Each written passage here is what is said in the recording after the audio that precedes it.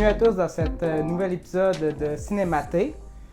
Cette semaine, on a écouté Le Cercle des Neiges, comme qu'on avait parlé la semaine passée, un film en nomination aux Oscars pour le film de meilleur film en langue étrangère et pour les meilleurs maquillages et coiffures.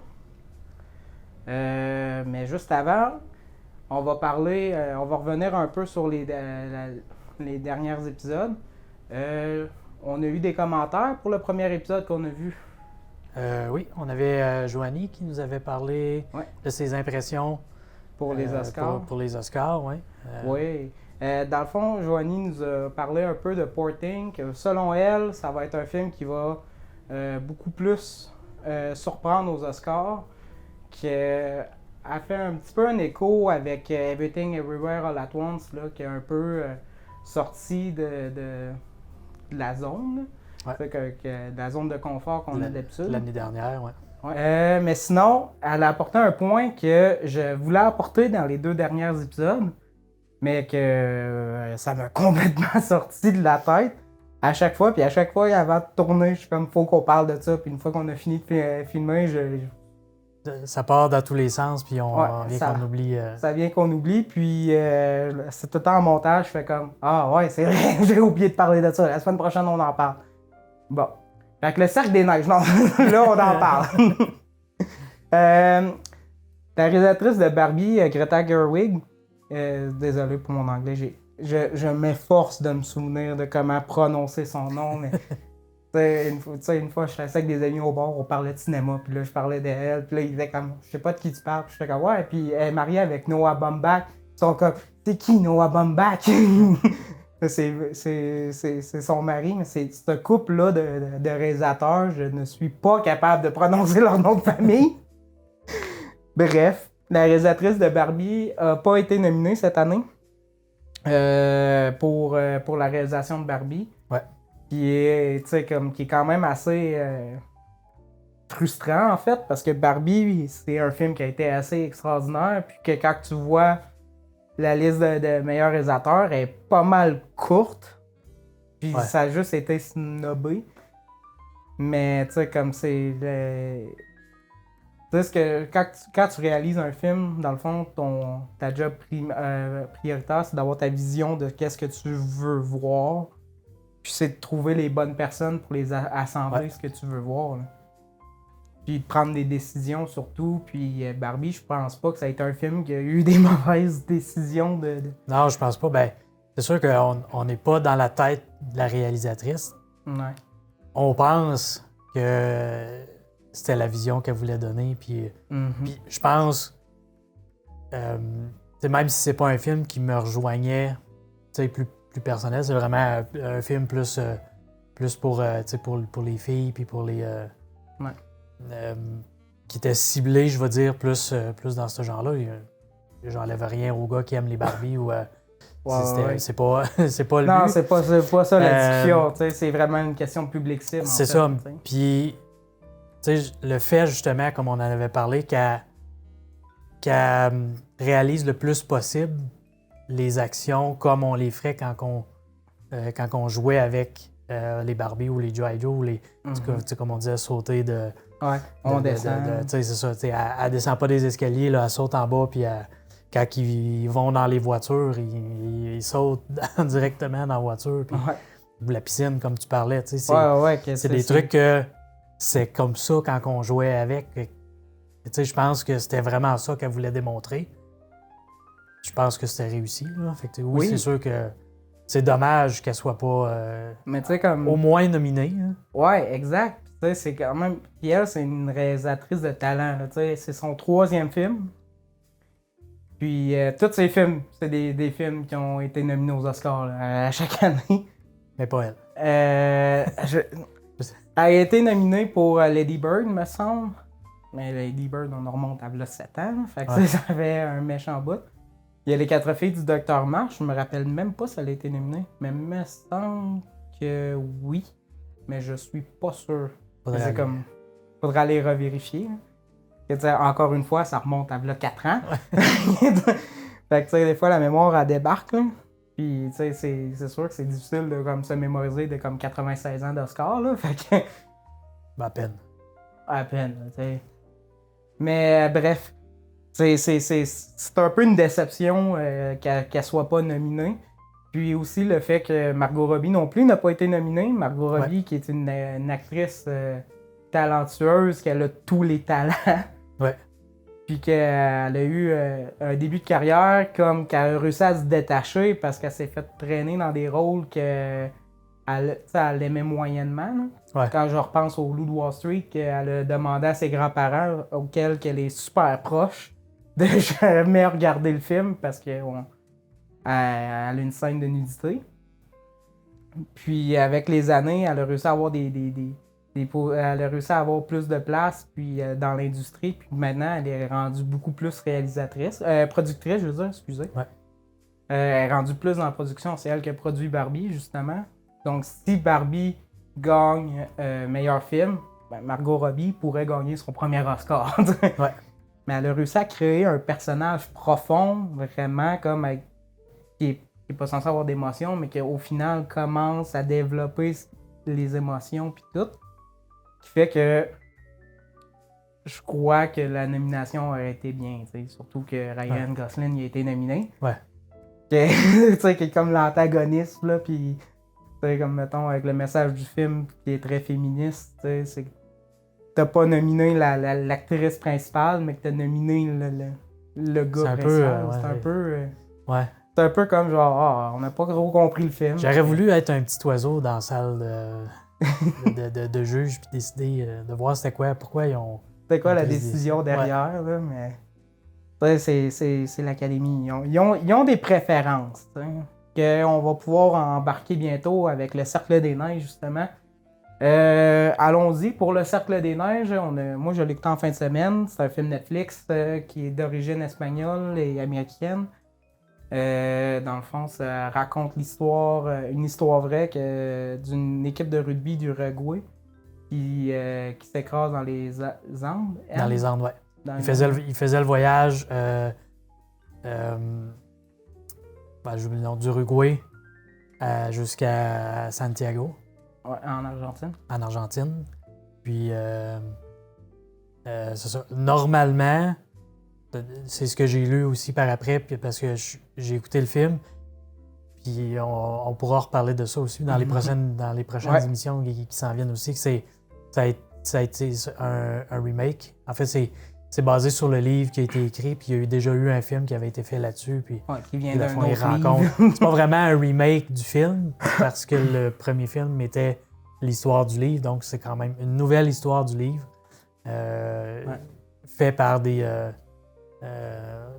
gens qui viennent plus de là, donc qui sont probablement plus touchés par... qui est moins américanisé. C'est ça. Puis ce que je lisais, c'est que la cordillère des Andes est comme montagneuse sur 2 points, puis il y a un point central qui permet de pouvoir faire le voyage, le trajet. Puis il faut qu'ils passent dans celui-là. Fait qu'ils s'en vont, mettons, vers Santiago. Ils fourchent vers le sud pour pouvoir aller chercher ce passage-là où le niveau est plus bas, qui permet à l'avion de pas pas geler, puis de pas moins de turbulence, puis le quitte. Puis, une fois qu'ils sont rendus assez loin, là, ils remontent vers le nord pour aller vers Santiago. Puis, le pilote a mal jugé ses affaires. Il s'est pas rendu compte qu'il était à 30 ou 35 km de où est-ce qu'il était supposé virer. Fait qu'il a commencé à virer trop de bonne heure, fait qu'il a comme reviré dans les Andes plutôt que plus loin. Ouais. Ce qui fait ce qu'on a vu dans le film, ce qui fait que l'avion s'est écrasé parce qu'elle a eu des turbulences, elle est descendue. Ce qu'on voit dans le film, est-ce que c'est vraiment ça? Probablement que c'est ça qu'ils ont décelé sur la boîte noire aussi. L'avion a eu une grosse chute d'altitude d'un coup sec, puis il a essayé de remonter, mais il a pogné le top de la montagne. Puis c'est ça. S'ensuit l'accident qui est assez graphique. Fait que oui, puis elle arrive assez vite aussi. Ouais. Mais il y a un avertissement au début quand avant de démarrer le film, on nous avertit, il y a de la nudité et des scènes de gore. Fait que j'étais comme, OK. Dans quoi je m'embarque? Ouais. Moi qui étais aucunement au courant de cette histoire-là, en fait. Ben, en fait, oui, on est au courant, veut pas, à travers les médias, parce qu'il y a plusieurs références dans l'histoire du cinéma sur des histoires de survie, par exemple, qui se basent sur cet événement-là, qui est un événement réel. Puis... Qui est de 72, si je ne me trompe pas. 72, 73. Ouais. Puis quand j'écoutais le film, je savais pas pantoute dans quoi je m'embarquais, en fait. Fait que moi, j'ai aussi ma grande règle de film, de tout le temps regarder tout en version originale. J'écoute pas les films en anglais parce que, genre, l'anglais c'est mieux ou tout ça. Non, pas pantoute. Si je peux écouter un film en français, je vais l'écouter en français. Mais parce que j'ai tellement une préférence sur les versions originales parce que la voix dégage une émotion qui va avec le corps. Ce qui fait qu'en doublage, c'est un petit peu plus dur à aller chercher. Puis aussi, t'as la prise de son est faite avec l'environnement souvent. Ouais. Elle est pas faite post-synchrone, mais elle est sur place. Fait que tu l'as écouté en espagnol? Fait que je l'ai écouté en espagnol. Sous-titré anglais ou?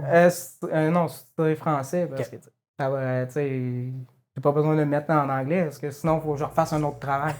Déjà que j'ai une me habla un poquitito espagnol, so c'est en anglais, mais bon.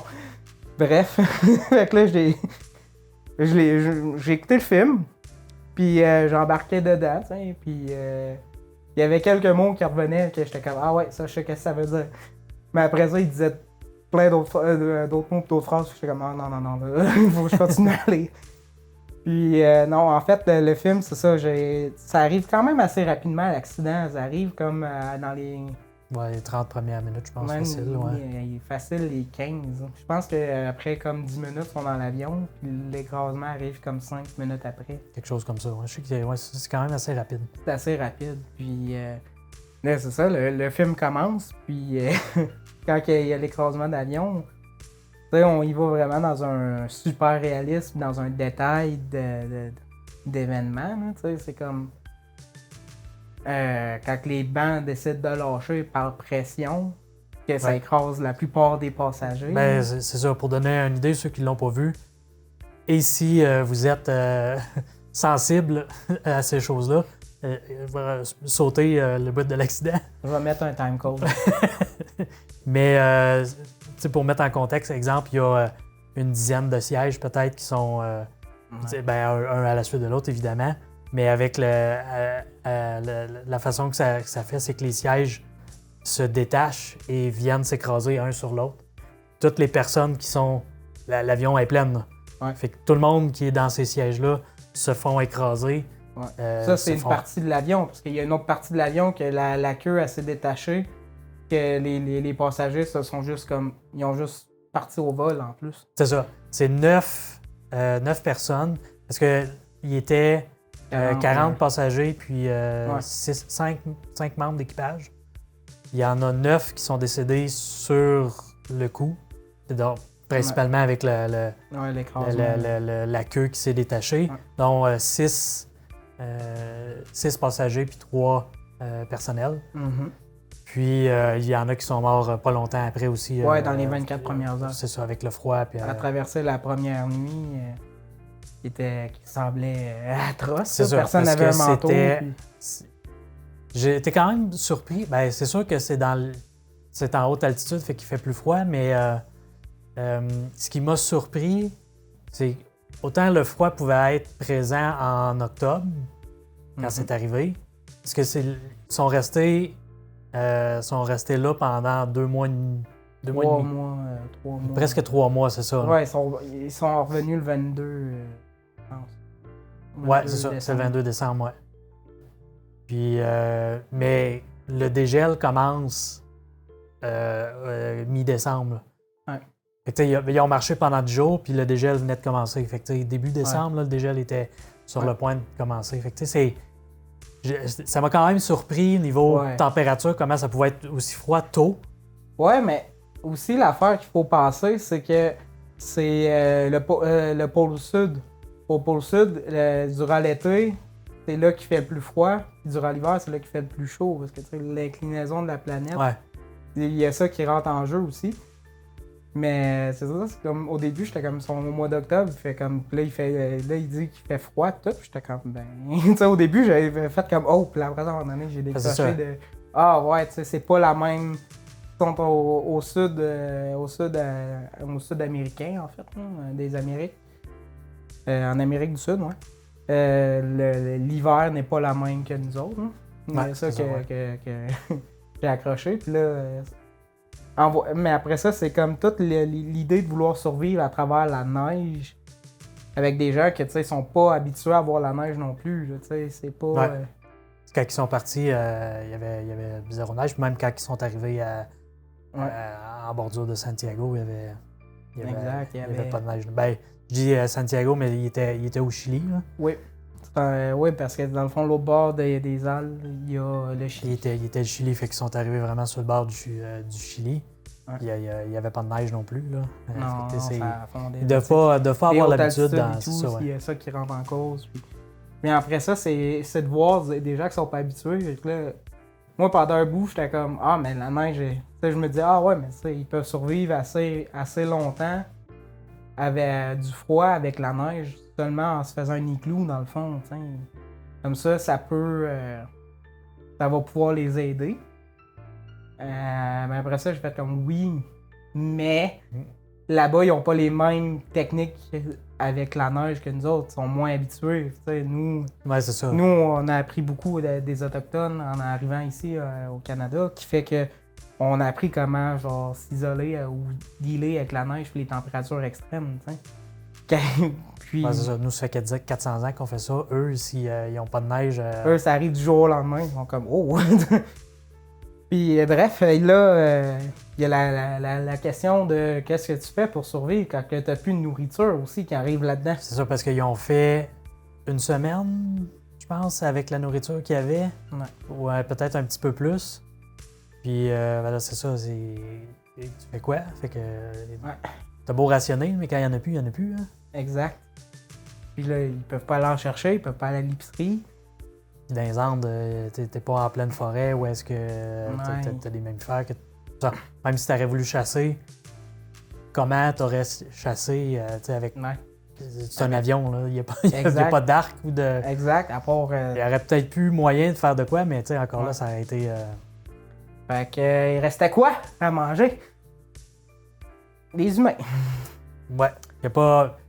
J'aurais pas voulu être à leur place. Puis tu sais, c'est sûr que ça a été une décision difficile. Puis parce que les premiers qui sont morts, c'est sûr qu'eux n'ont pas donné leur consentement. Puis c'était un peu ça aussi qu'il y avait comme débat entre eux. À savoir, oui, mais tu sais, il y en a un qui dit, oui, mais ça va être comme si c'était un don d'organe. Ben oui, mais un don d'organe, tu donnes tes organes. T'as donné l'autorisation de prélever tes organes dessus, tu sais. Là, ils n'ont pas eu le temps de donner leur accord à ça. Non, pas tout. Ils n'étaient pas préparés par tout, là, parce que ça arrive. Fait que là, il y a eu une... Ça, c'est là que l'idée de ré-raconter une histoire qui a déjà été racontée à la saveur d'aujourd'hui est quand même assez intéressante. Parce que la notion de consentement dans le film est la base de la survie. Si la personne ne donnait pas leur accord, elle n'allait pas y toucher. Elle n'allait pas toucher à la personne après leur décès. T'sais. Puis j'ai été agréablement surpris de comment ils ont décidé de filmer ça. L'idée du cannibalisme. Puis que moi j'ai une sensibilité assez intense là-dedans. Mettons, j'ai des hauts le cœur assez faciles. Comme juste pour donner un exemple, j'ai écouté cette semaine American Dad. Dans un épisode, Stan il échange le corps avec son poisson. Son poisson, ben, il scrape le corps à Stan, puis là, il est pas content. Puis là, il va chercher le vieux corps du poisson, mais qui est en décomposition, pour aller là-bas. Là, il conduit la voiture, puis là, c'est un cadavre, là, puis il parle, puis tout. Puis à un moment donné, il y a un morceau de peau, il débarque, puis il tombe dans la bouche de sa fille. J'ai failli vomir. Tout ça pour ça. Ça me lève le cœur. L'idée de voir une partie humaine se faire manger, sinon. Puis c'est ça, je suis extrêmement sensible à ça. Puis tout ce qui est. Tu sais, comme mettons, boire du sang, ça me dérange pas. Boire du sang autour d'une bouche, que je sais que c'est pas son sang à lui, là j'ai un problème. Mais dans le film, ils ont bien apporté ça parce qu'ils voulaient pas que. Il y avait du monde qui était là pour faire la sale job. Puis ils se cachaient du regard des autres.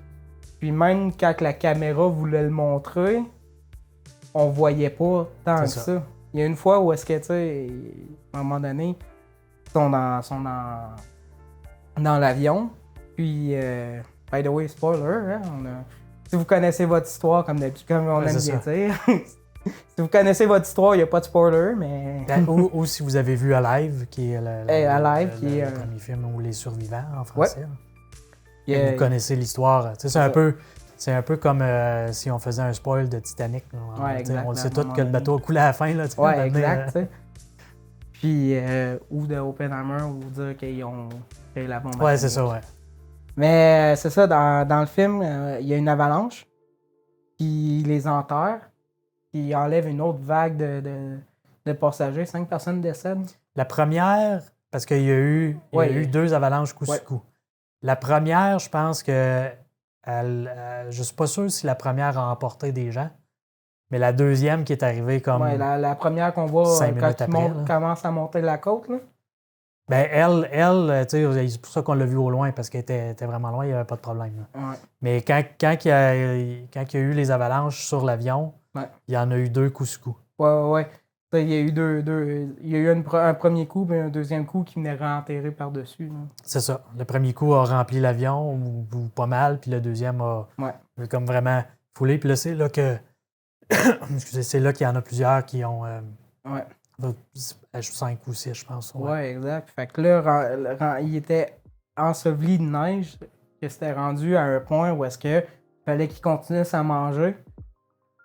Mais... Ils sont pris là, ils sont confinés dans... Ils peuvent pas... Ils ont moins grand qu'ici, là, ou à peu près. Là, puis il y a le personnage de... Namu, je pense que ça s'appelle. Que lui, c'était le narrateur du film. Il était vraiment intéressant d'avoir un narrateur post-mortem. Un narrateur décédé. Je sais pas trop comment on appelle ça, en fait. Que, tu sais, c'est lui qui raconte l'histoire. Puis que lui, c'est l'un des seuls survivants qui ne mange pas d'humain. C'est bizarre comment il a réussi à survivre longtemps, là. Il est aussi la dernière personne à avoir décédé dans l'avion. Puis, c'est ça, ce personnage-là, quand il arrive et qu'il est enterré, il voit les autres qui est en train de faire la job. Puis là, c'est là qu'il commence un peu à virer fou et qu'il varge dans une fenêtre pour la péter. Mm-hmm. Mais cette scène-là était assez... Moi, c'est cette scène-là que j'ai vraiment le plus aimé. C'est juste avant l'avalanche. Quand ils sont tous ensemble et qu'ils font juste rigoler, puis avoir du fun. Là. Ils font des poèmes. Ouais, ils font des poèmes, puis tu sais, ils ont du plaisir, puis tu sais, c'est comme... Malgré tout. C'est ça, il y avait une beauté, tu sais. Ouais. Et avec le personnage de Tintin aussi qui prenait des photos malgré tout. J'ai vraiment aimé le fait qu'il y en a un qui cache les restants de cadavres, là, au cas que quelqu'un trouvait ces photos-là. Là. Bref. C'était un bon film. Comment t'as trouvé le film, toi? J'ai adoré, puis comme on disait, quand j'avais lu la description, j'avais pas compris que c'était comme une deuxième fois l'histoire de ce vol-là. Puis quand j'ai commencé à l'écouter, j'ai fait « Ah oui, je me souviens de... » Mais c'est, je pense, tellement bien réalisé, tellement... puis on va dans les détails, puis on en parlait un peu tantôt quand ils ont fait l'accident. Le côté graphique qu'on voit de l'accident, justement, des sièges qui écrasent, puis on voit d'autres choses aussi. C'est assez... ça m'a viré à l'envers, là. Ouais. Ça fait penser un peu à les destinations ultimes, mettons. Où est-ce qu'on voit un peu plus Mais c'est ça, c'est tellement bien réalisé, puis tellement... Tu sais, que tu vois justement, tu sais, toute la camaraderie qui se fait. Parce que la plupart, tu sais, oui, il y avait, je pense que c'était une vingtaine, 20 ou 30 personnes de l'équipe de ben, c'est pas vraiment le soccer, eux autres, c'est le Mais tu sais, il y avait rugby, un peu, il y avait un peu de leur entourage aussi. Il y avait de l'entourage, puis tu sais, c'est de voir justement, parce que les gens se connaissaient pas tous, là. Non. Puis de voir la camaraderie qui s'est fait, ils n'ont pas eu le choix. Puis la façon à laquelle ils se sont rapidement virés de bord. Il y en a plusieurs qui étaient, je vais dire, allumés. Là. OK, ben il faut qu'on fasse de la place dans l'avion. On va mettre les blessés d'un côté. On va. C'est ça, on va trouver une façon de pouvoir protéger l'entrée de l'avion pour le froid. Puis, c'est comme avec les deux sont partis pendant pour essayer d'aller trouver de l'aide. Dès qu'ils trouvent l'aide, là, c'est que j'ai fait comme wow.